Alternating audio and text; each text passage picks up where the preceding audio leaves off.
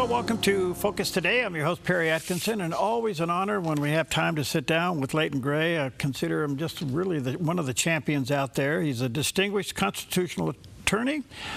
He's the host of the Grey Matter podcast and the author of a fascinating book of 50 essays entitled Leftists, Lies, Laws, and Liberties. There's a picture of the cover of that book on the screen there. He's the senior partner of his law firm. He's also CEO of the Alberta Prosperity Project, and he's a proud Canadian, conservative, and a tireless advocate for restoration of civil liberties guaranteed to all of us by God and the rule of law. He does have a website, and that is the greymatterpodcast.com.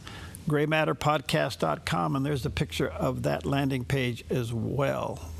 My friend Leighton, good to see you, buddy. How are you? Oh, it's a pleasure. It's great to see you, Perry. Thank you for your time. All right, we're in a tit-for-tat trade war. As I said earlier, we got two egos that can't get along. In the meantime, the people in the industry suffers. What's your take? Well, if you have time, Perry, there's kind of, this is operating on three levels. There's kind of the boots on the ground, the actual trade agreement, which will see U.S. tariffs of 50% on $28 billion worth of Canadian goods take effect. And after last-minute trade negotiations between Canada and the U.S. collapsed, Prime Minister Carney suspended the talks and recalled Canada's negotiators to Ottawa, saying that last-minute changes proposed by Mr. Trump were unfair and economic, and he vowed that Canada will match the new tariffs dollar for dollar. This is really bad news for Canada. It's sort of bad news for America, although America is much less reliant upon trade with Canada and on trade, period, than Canada is. Our whole economy really rests about over 80% of our trade is with the United States, and Canada is a trading nation. And, when people in the Trump administration say that, Canada really benefits a lot from being next to the largest economy in the history of the world, they're right. So that's bad news. But there's another level to this that maybe is a little bit different, and I would want people to see. Not so long ago, our Prime Minister, Mark Carney, did something totally unprecedented. He created a new office within the Prime Minister's office called a CEO or a Chief of Operations. This person is a DNC plant. Her name is Maya Johnson. She was very, very involved in Hillary Clinton's 2016 presidential election campaign. And there have been a lot of signs going back to Justin Trudeau that, in fact, there was a very close marriage relationship between the DNC and the Liberal Party of Canada. And I happen to believe, and many others do, that actually what's happening in Canada is our federal government is actually being controlled and taking its cues from the DNC in order to disrupt the MAGA and the Trump administration. And if you want more proof of this, one of the first people to get out the pom-poms and cheer Mark Carney when he cut off trade negotiations was none other than Bill Clinton. And the Clinton Foundation is very, very ensconced in Canada, has received hundreds of millions of donations from Canada and from the Canadian government. So that's level two. Here's the big level, and I think this is the most important one. What's happening in Canada right now is this government, the Carney government, is intent upon secularizing our country. He's publicly stated lies like Muslim values are Canadian values, that Canada was never a Christian country. And they've taken really, really harsh steps. For example, just recently, the Carney government did something even the Nazis didn't do in Nazi Germany, and that is they banned military chaplains in Canada from even mentioning Heavenly Father or Almighty God in all military ceremonies. This is unprecedented and it's unheard of. But the real story is this government is intent upon driving God from the public sphere, from the public mind, and convincing Canada that we're not a Christian nation, which is, of course, is an outright lie. And so I think the real story here, with the trade being on one level and the geopolitical on another, the real story here is, again, comes back to principalities and powers. And so we have a president who not recently in July dedicated the United States back to God on your 250th celebration of the Declaration of Independence. And we have a Canadian Prime Minister who's driving God entirely, not only from government, but from public life in Canada. And so I think there's sort of a three-part story there that I see unfolding. My brain's on tilt. How are the citizens responding to this? Well, Canada is a very unhappy country and has been for a long time. Part of it is economic. Our economy is simply not growing as it should be. We're watching through the glass the economic prosperity that's happened in the United States over the past decade or so, especially during the Trump years. And but we're really not enjoying any of that. And it's because of the decisions being made by our government. So that's one level. But I think, Perry, what's happening in Canada is we're in a spiritual crisis. Our country, Canada, is a Christian nation. It was founded upon Christian principles. We've been immensely blessed by God, but our citizens have drifted away from God through not only through popular media, a lot of the same reasons that are true in the United States and the United Kingdom. And what we really need in Canada, what would really change our country, is if we had a revival of Christian values and return to Christian values. That's what's missing. There's an illness, a sickness in the soul of our country that those of us who have lived here all our lives really sense and feel. And at the same time, we're bringing in massive numbers of immigrants, many more on a per capita basis than even Great Britain is. But we're not offering the people who are coming here a clear, coherent, or persuasive vision of what Canada is, because what Canada is fundamentally is a nation founded under the laws of God and the rule of law, the supremacy of God and the rule of law. But we're not feeling that, we're not living that out right now in Canada, and it's having effects that are social, economic, and political, and I think most of all spiritually. Does the Christian community recognize what you're telling us, and are they ready for the fight? Well, as you know, the problem with the church is that oftentimes we're more divided than we should be. But what I'm witnessing in Canada actually is that there is more coherency in the vision of how to restore Canada. And one of the examples of this is what's happening in my home province of Alberta. The Alberta Prosperity Project that you mentioned and the independence movement is a grassroots movement that has as its core Christian Western values. And I think that is part of the main reason. I think that is the main reason why Carney and company are so against it and are trying to kill it. We have a referendum coming up here on October the 19th on independence for Alberta. But fundamentally, the people I talk to what we're mainly concerned about is conserving this part of Canada that we know and love. And really conserving our values, which, as you know, is a very Christian idea. But we're up against this monster of secularism that's being forced on us, mostly through law, but also through political and economic means, trying to make people more and more dependent on government. And of course, at that point, the more dependent you are on government, the less your eye is on God, because, as you know, the state at some point becomes a sort of idol and takes the place of God. That's been true of all totalitarian states that we've known, especially through the 20th century and onward. There was rumors that Alberta was going to become independent. Could it secede from the Union, so to speak? I happen to think it's inevitable. I really do. It may not happen through the means of a referendum, but I think culturally we're so different than the rest of Canada. We're more like our American brethren, and that's no accident. We have a lot more American connection historically and culturally in this part of the country. We have more in common with the United States, or at least with the Western United States, than we do with the people who live in places like Toronto and Montreal. We don't have much in common with them culturally or politically at all. And worse yet, now Alberta is still a Christian province. We still have Christianity is still vibrant here, and that's a big part of the reason too that I think our values are so different from the rest of Canada. Unless through some miracle the Liberals were removed from power, which is not, that is not foreseeable at this point, at least not for the next 4 years. Unless there were a significant change in the approach of the government in Ottawa, I think Alberta independence is only going to gather more momentum. And of course, these trade breakdowns, these trade disputes, which I think are by design. I think they're not a bug, they're a feature of the Carney government. I believe the Carney government is sabotaging these trade talks deliberately. That is only going to drive the Alberta independence movement, in my view. How is Prime Minister Carney's popularity these days? Well, it depends who you ask, because the polls, which hardly anyone trusts anymore in this country, say that he's quite popular. However, when you go on social media, he's vilified. When he appears publicly, he's roundly booed. Of course, he's extremely unpopular in Alberta.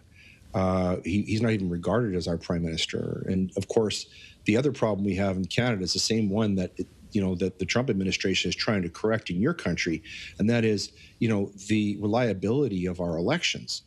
We have proven Chinese interference in our last 5 national elections. And the Chinese want the Liberals in power, and I think that we're seeing now the fruits of that. Why they want that? Because what's the other story about the trade dispute is that Carney and company are trying to drive us into the arms of the Chinese and away from our historical relationship with the United States. And of course, I can't see how that could benefit anyone in Canada. Where's the breaking point on this, Leighton? Well, that's a great question. I think God has a plan for Canada. And I don't believe that God's plan for Canada is for us to live under the iron boot of socialism.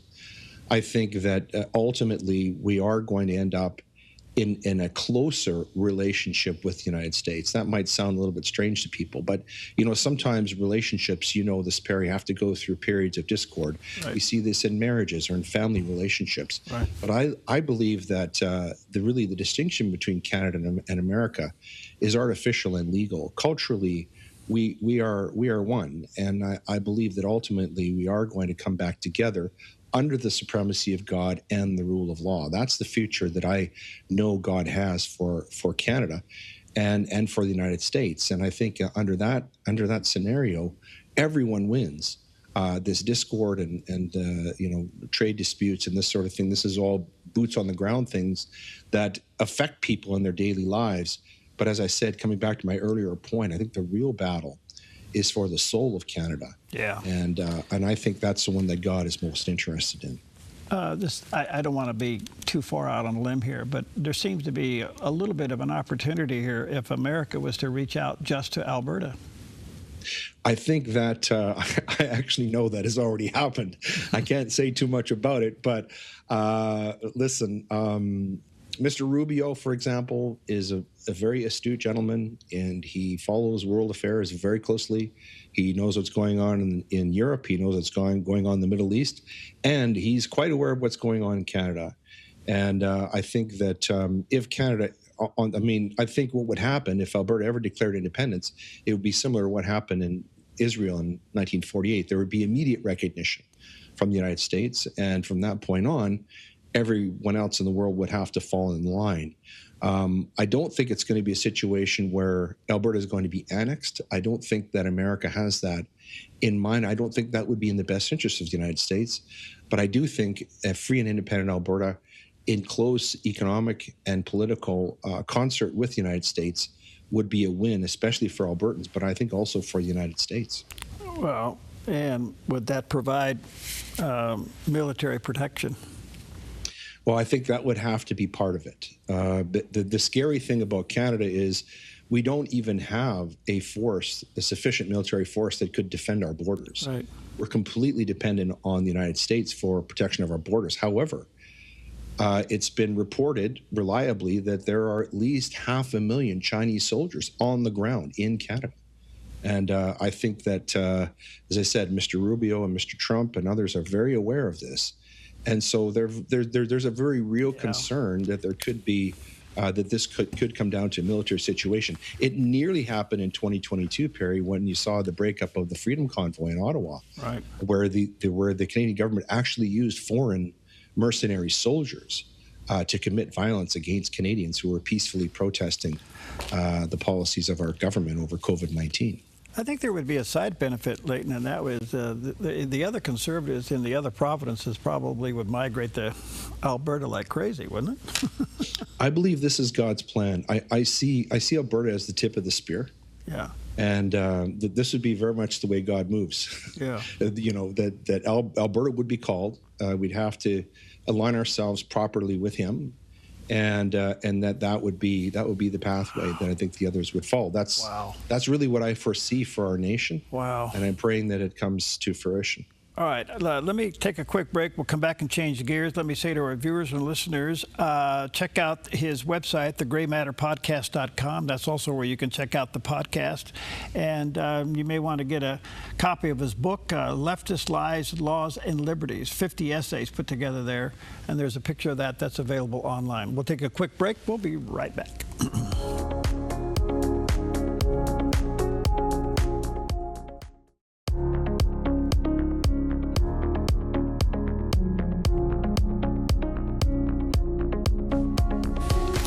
Welcome back. Always an honor. We have time to sit down with Leighton Grey, a constitutional lawyer, host of the Gray Matter podcast, author of a couple of books, and I forgot to mention the other one, but let me put it in here. Trials, Tribulation, and Truth is another book that he offers. There's a picture of the cover of that book, available online. And, of course, the other one is Leftist Lies, Laws, and Liberties, and you can check that out. Both available online.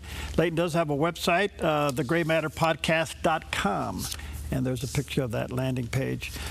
Wow, so much to talk about. Thanks for letting me kind of hijack the topic a little bit, but the breakdown of the trade negotiations over the weekend is a big deal. Yes. And God only knows how this will play out. But I'm so glad to hear your perspective, Leighton. Thank you so much. But recently, you just addressed a huge subject dealing with masculinity. Now, with all things on your brain, why did you take this one on? Well, well, first of all, I'm a father to two sons who are young men, 22 and 19, and they're going through a lot of the issues that I talk about in that paper. Thanks for mentioning it, Perry. And what's interesting about my show, the Gray Matter podcast, is when we look at our details, we find out that actually our biggest audience are young men between the ages of about 18 and 44 years. And so I think that the message that we are sending out is one that I think young men especially are really craving and need to hear. But what we're not acknowledging in our society right now, but we're seeing the implications of it on many different levels, is a deliberate destruction of masculinity, and especially what I call muscular Christianity. And what I mean by muscular Christianity is what our roles are as described in the Holy Bible, what men are called to do, as fathers, as brothers, as sons, as leaders in our community. What does that mean? Does it mean that we have to tolerate evil and get along with everyone? Or do we have to remember what Jesus said, that he doesn't come to bring peace. He came to bring a sword. He was going to set people against each other. And what muscular Christianity is all about, what I talk about in that piece, what I try to get people, young men, to turn to is the truth. Because if you don't live that truth at the core of your life, the manifestations of that have incredible implications for not only your family circle, for your marriage, for your relationships, but also for society as a whole. And I think if we're going to restore Western society, Western civilization, to its proper glory as Christendom, as it was originally called, I think that this restoration or renaissance of what I call masculine or muscular Christianity is vitally important. I'll just give one example of the effects of this. If you look at the Rape Gang Inquiry report in Great Britain, Perry, what you really see is the breakdown of an essential role that Christian men especially perform in society, in our culture, and that is protection of the most vulnerable in our society, our women and girls. And what you see in that Rape Gang Inquiry report is a complete breakdown of that all the way through, that there simply were no men in that society standing up for women and girls. And that's not unique to Great Britain. That's happening everywhere. And so in a broad way, what I'm saying is it's vitally important that we support young men and we turn young men back to Christ, because that's the only way we're going to restore our society to, I think, what God intends it to be. That's beautiful, Leighton. We're running out of time. I want to get you back and talk more on this, but there's some evidence to what you're talking about. As you know, George Bonner's research shows exactly what you're talking about. There's the resurgence of young men investigating faith.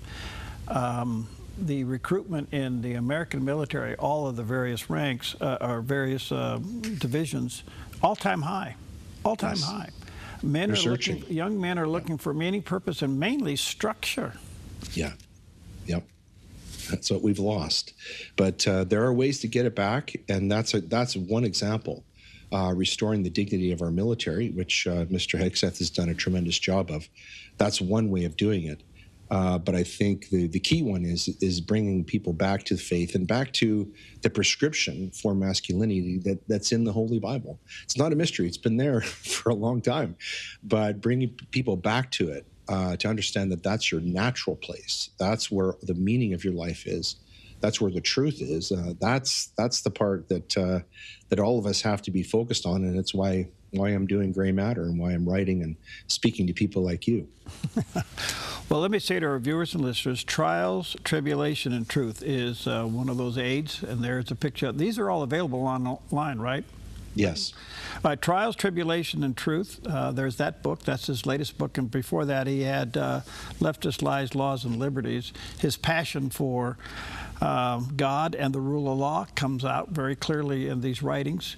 And certainly communicate with them and take in his podcast. Maybe invite some young men to check it out, thegraymatterpodcast.com. There's a picture of that landing page. This is really interesting. I'm glad to see this. I sense it's a real passion of yours, Leighton. And gosh, I commend you. I really do. Thanks, Perry. Let's see how this goes. Well, thanks for your perspective on the other thing. Gosh, go Alberta.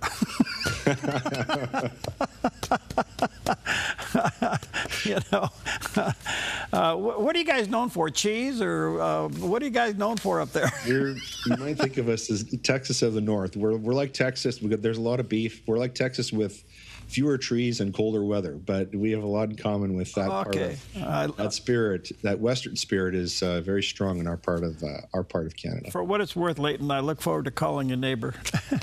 All right. Thanks, buddy. Good to see you. All right. Thank you. My pleasure. Okay.